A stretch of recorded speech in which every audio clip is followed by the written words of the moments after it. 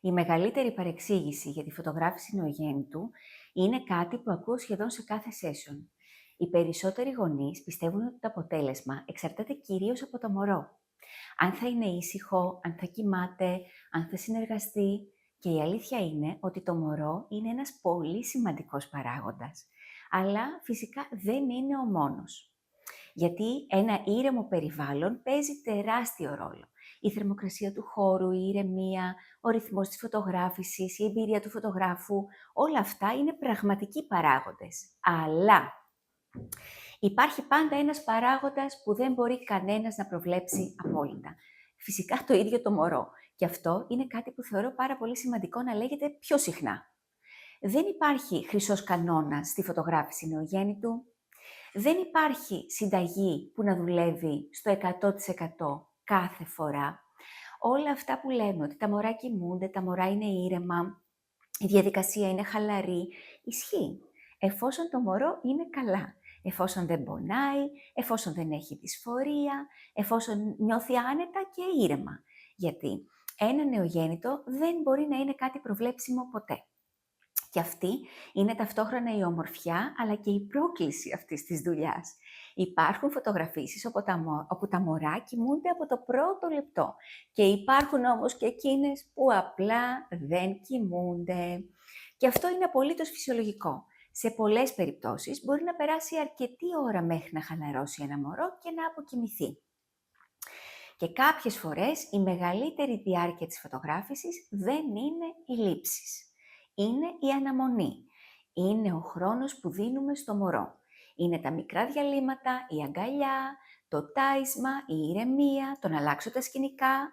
Και αυτό είναι μέρος της διαδικασίας. Δεν είναι κάτι πήγε στραβά, δεν είναι αποτυχία, είναι newborn πραγματικότητα. Υπάρχουν επίσης sessions όπου το μωρό μπορεί να μην αποκοιμηθεί στην αρχή και να αποκοιμηθεί λίγο πριν τελειώσουμε. Είναι κάτι που συμβαίνει. Αλλά πίσω από αυτό υπάρχει κάτι πολύ πρακτικό και σημαντικό. Ο λόγος που επιδιώκουμε τα μωρά να κοιμούνται στη φωτογράφηση δεν είναι μόνο αισθητικός, είναι πάρα πολύ σημαντικό θέμα ασφάλειας. Πολλές από τις κλασικές newborn poses δεν είναι κατάλληλες για ένα μωρό με ανοιχτά μάτια. Όχι γιατί είναι επικίνδυνες από μόνες τους, αλλά γιατί ένα μωρό που είναι ξύπνιο κινείται. Έχει μικροκινήσεις, αντανακλαστικά, ξαφνικές αντιδράσεις και παρόλο που υπάρχει πάντα άνθρωπος δίπλα στο μωρό, αυτό είναι το α και το ω, δεν δουλεύουμε έτσι χωρίς να σκεφτούμε κάτι, γιατί θέλουμε να είμαστε απολύτως ασφαλείς. Γι' αυτό και όταν ένα μωρό δεν κοιμάται, προσαρμόζουμε το όλο σχέδιό μας, αλλάζουμε το πλάνο της φωτογράφησης. Κάποιες συγκεκριμένες πόζες δεν μπορούμε να τις κάνουμε.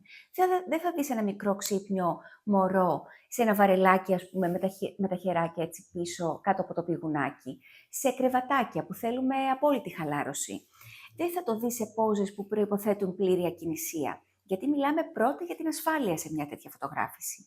Όταν ένα μωρό είναι ξύπνιο, και υπάρχουν συγκεκριμένες επιλογές που μπορούμε να κάνουμε, πολύ πιο φυσικές, πιο σταθερές, πιο ασφαλείς.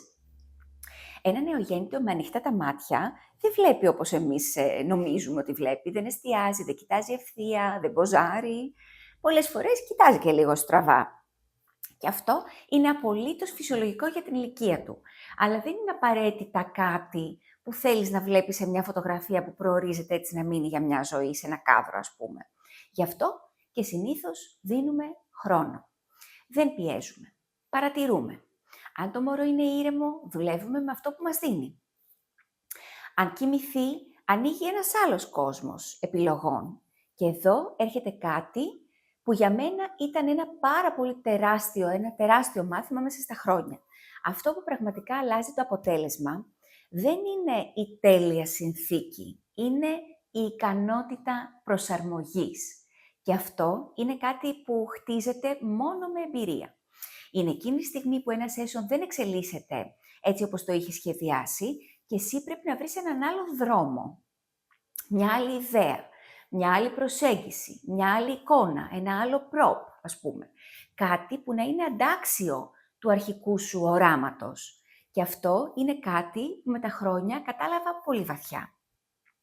Όταν έχω την καλύτερη πρόθεση να δημιουργήσω ένα όμορφο αποτέλεσμα, πάντα βρίσκω τρόπο να το κάνω. Όχι γιατί όλα πάνε τέλεια, αλλά γιατί μαθαίνεις να σκέφτεσαι εναλλακτικά. Μαθαίνεις να διαβάζεις το μωρό. Μαθαίνεις να διαβάζεις τη στιγμή. Μαθαίνεις να δίνεις χρόνο. Πολύ σημαντικό. Και αυτό είναι, βασικά το πιο σημαντικό είναι αυτό, αυτής της δουλειάς. Είναι το πιο σημαντικό, είναι ο χρόνος. Ο χρόνος που δίνεις στη διαδικασία. Ο χρόνος που δίνεις στο μωρό. Ο χρόνος που δίνεις στον εαυτό σου. Γιατί πρέπει να τον παρατηρείς και λίγο τον εαυτό σου. Τι κάνεις, να σε αξιολογήσεις για να το διορθώσεις την επόμενη φορά. Σε κάθε φωτογράφηση θα μαθαίνεις κάτι όσα χρόνια και αν περάσουν. Κάθε φορά, ο κάθε φωτογράφος βρίσκεται στο δικό του σκαλοπάτι. Δεν έχει κανένα απολύτως νόημα η σύγκριση. Το μόνο πράγμα που έχει πραγματική αξία είναι να κοιτάζεις τη δική σου δουλειά και να λες «Είμαι καλύτερη από χθες, όχι από κάποιον άλλον, από εμένα». Και κάτι που θεωρώ επίσης εξαιρετικά σημαντικό είναι η σχέση μας με τον ανταγωνισμό. Γιατί ο καλός ανταγωνισμός δεν είναι απειλή, είναι κινητήριος δύναμη. Είναι αυτό που σε τραβάει μπροστά, που σε κάνει να εξελίσσεσαι, που σε κάνει να θέλεις να γίνεσαι καλύτερος δημιουργός. Και τελικά, όλη αυτή η διαδικασία, όλες αυτές οι προσαρμογές, οι δυσκολίες, οι αναμονές, οι μικρές νίκες μέσα σε κάθε session, είναι αυτό που διαμορφώνει το αποτέλεσμα. Γιατί η newborn φωτογράφηση πραγματικά δεν είναι μια απλή φωτογράφηση. Είναι μια ζωντανή, απρόβλεπτη ανθρώπινη διαδικασία. Και οι πρώτες μέρες του μωρού είναι σχεδόν άειλες, σαν να υπάρχουν και να χάνονται ταυτόχρονα. Και η φωτογραφία αυτή είναι ο τρόπος για να τις κρατήσεις.